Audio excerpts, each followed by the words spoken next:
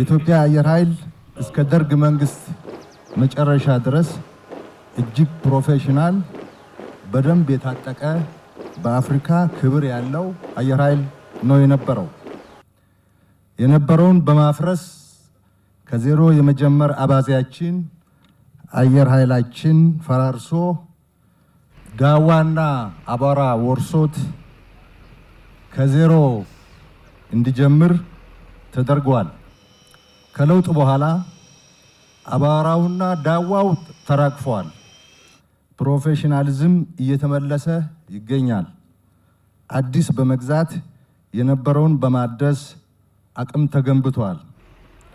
በቴክኖሎጂ ዲጂታል አየር ኃይል እንዲሆን ለማድረግ እየተሰራ ይገኛል። ኢትዮጵያን የሚመጥን የአብራሪና የቴክኒሻን ብዛት በመጨመር የሰው ኃይል ላይ ተሰርቷል። አዲስ የድሮን ክንፍ ተፈጥሯል። ኢንፍራስትራክቸሩ ተቀይሯል። እነዚህ ከባድ የሪፎርም ስራዎች እየተሰሩ ጎን ለጎን ጦርነት ላይ አየር ኃይል ተዋግቷል።